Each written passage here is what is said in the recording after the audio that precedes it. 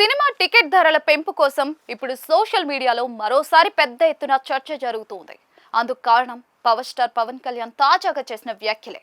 ఆయన నటిస్తున్న Ustaad Bhagat Singh pre release event recent గానే జరగ్గా అందులో పాల్గొన్న పవన్ టికెట్ రేట్ల పెంపు, నిర్మాతల పరిస్థితి, ప్రభుత్వ ఆదాయం వంటి అంశాలపై తన అభిప్రాయాలను వేదికపై వెల్లడించారు.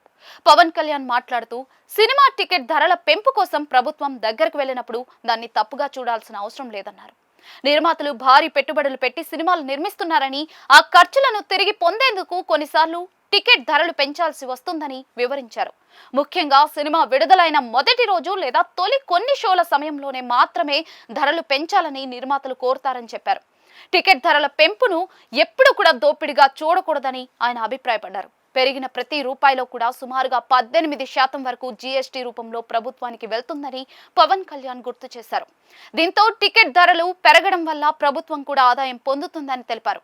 ఇంకా టికెట్ ధరలను అధికారికంగా పెంచకపోతే కొందరు బ్లాక్ మార్కెట్లో టికెట్లు విక్రయించే అవకాశం పెరుగుతుందని ఆయన అన్నారు. అలా జరిగితే ప్రభుత్వానికి రావాల్సిన పన్ను కూడా కోల్పోయే ప్రమాదం ఉంటుందని పేర్కొన్నారు.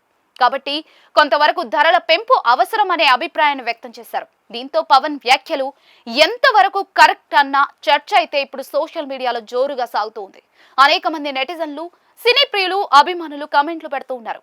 ఒక సాధారణ ప్రేక్షకుడికి సినిమా చూడటం ఇప్పుడు ఖర్చుతో కూడుకున్న వ్యవహారంగా మారిందని పలువురు సినీ ప్రియులు చెప్తూ ఉన్నారు. కుటుంబంతో కలిసి థియేటర్ కు వెళ్తే టికెట్ ధరలతో పాటు ఫుడ్, ప్రయాణ ఖర్చులు కలిపి పెద్ద మొత్తం అవుతుందని పేర్కొంటూ ఉన్నారు.